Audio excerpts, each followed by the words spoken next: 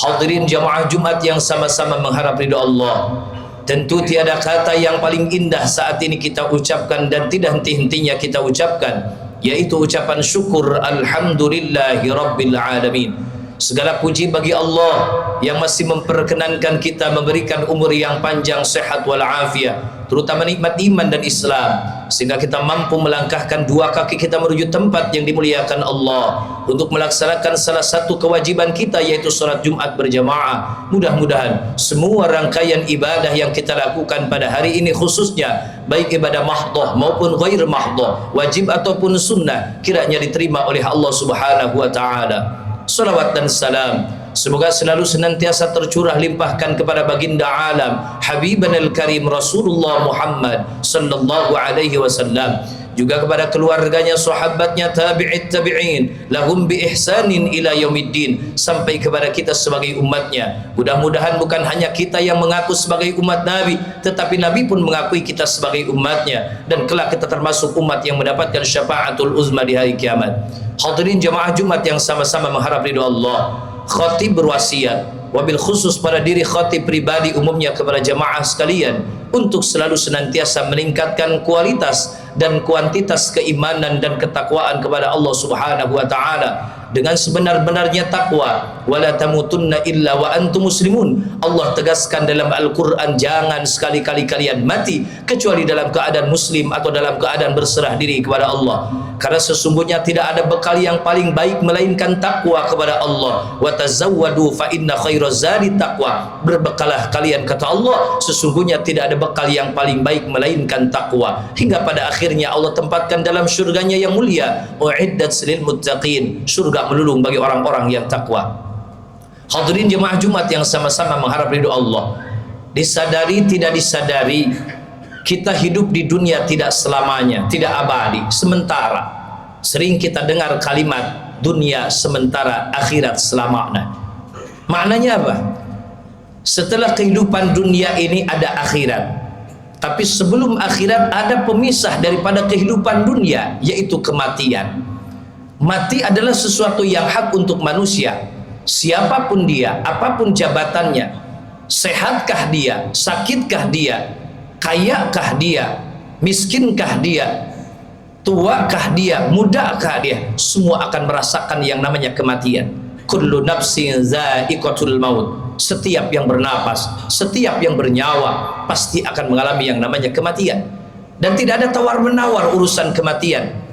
Faiza ja'ajaluhum la yastakhiruna sa'atan wa la yastaqdimun. Ketika ajal datang menjemput kita, la yastakhiruna sa'atan, tidak bisa diakhirkan walau hanya sesaat, wa la yastaqdimun, juga tidak bisa disegerakan walau hanya sesaat. Dan sehebat apapun dia ingin menghindar dari yang namanya kematian, yakin tidak akan bisa. Qul innal mautal ladzi tafirruna minhu fa innahu mulaqikum, kata Allah. Sehebat apapun dia, setinggi apapun jabatannya, ingin menghindar dari yang namanya kematian tidak bisa. Mulaqikum, kata Allah, pasti akan menemui kita. Maka untuk itu hadirin yang dirahmati Allah, kita saksikan saudara-saudara kita di Palestina sana, banyak anak-anak kecil, mereka sehat tapi mereka meninggal terkena bom. Apakah mereka tahu akan wafat pada saat itu? Tidak. Maka kita pun yang saat ini merasa sehat, jangan tenang-tenang, mati mengincar kita.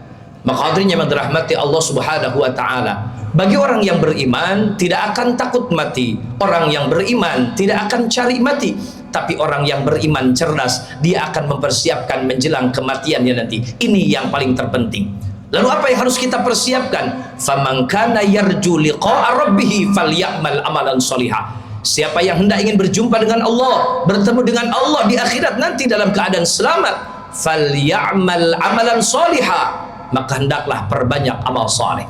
Maka hadirin yang dirahmati Allah, dari mulai tidur sampai tidur lagi bisa berpotensi amal soleh kalau kita lakukan sesuai dengan tuntunan Rasul, sesuai dengan tuntunan agama kita. Bayangkan dari mulai tidur sampai tidur lagi, maka sesuaikanlah sesuai dengan aturan agama. Ketika kita diberikan fasilitas apa saja di dunia ini, baik umur panjang, sehat walafiat, harta yang melimpah ruah, jabatan tinggi, hati-hati, itu adalah ujian buat kita. Pergunakan semua itu untuk mendapatkan ridha Allah dengan memperbanyak amal saleh. Maka hadirin yang dirahmati Allah, ketika diberikan umur panjang, pergunakan untuk ibadah. Khairun nas man tola umruhu wa hasuna amaluhu. Sebaik-baik manusia adalah orang yang panjang umurnya tapi baik amalannya. Wa syarrun nas man tola umruhu wa sa'a amaluhu, kata Nabi. Tapi seburuk-buruk manusia adalah orang yang diberikan panjang umurnya tapi buruk amalannya. Na'udzubillah min dzalik. Ketika diberikan fasilitas harta, pergunakan untuk ibadah, infak, sedekah, bantu orang-orang yang tidak mampu, sarana pendidikan, sarana ibadah, bantu dengan harta kita. Ini juga tidak kalah penting. Karena satu ketika nanti Pak, ketika kita sudah wafat, nanti di akhirat ngomong sama Allah, minta dihidupkan kembali ke dunia. Apa kata Allah? Diabadikan dalam Quran. Rabbi laula akhartani ila ajalin qarib. Nanti orang ini ngomong begini Pak sama Allah. Ya Allah, hidupkan kami kembali ke dunia sebentar saja ya Rabb. Rabbi laula akhartani ila ajalin qarib. Ya Allah, hidupkan kami kembali ke dunia. Kembalikan kami ke dunia sebentar saja ya Rabb. Semenit juga nggak apa-apa ya Rabb. Untuk apa? Lihat kalimatnya. Fa'as-saddaqa. Niscaya kami akan bersedekah. Kenapa ayat ini menunjukkan sedekah? Bukan sholat, bukan puasa, bukan berhaji. Ternyata sedekah tidak kalah penting. Ini bagi orang yang diberikan keluasan harta. Ini tidak kalah penting. Kata Imam Ibnul Qayyim Az-Zawji dalam kitab tafsirnya, kenapa ayat ini menunjukkan sedekah? Pertama, sedekah meringankan sakaratul maut. Sakaratul maut itu sakitnya bukan main, Pak. Jangankan sekelas kita, Nabi kita Muhammad SAW merasakan rasa sakitnya sakaratul maut. Sehingga ketika dicabut nyawanya, apa kata Nabi? Ya Ijrail, apa ini wahai Ijrail? Kok sakit sekali wahai Ijrail? Apa kata Ijrail? Ya Rasul, ini yang disebut dengan sakaratul maut. Apa kata Nabi? Ya Ijrail, sakit sekali wahai Ijrail. Ijrail, timbahkan semua rasa sakit sakaratul maut ini hanya kepadaku, jangan kepada umatku ya Ijrail.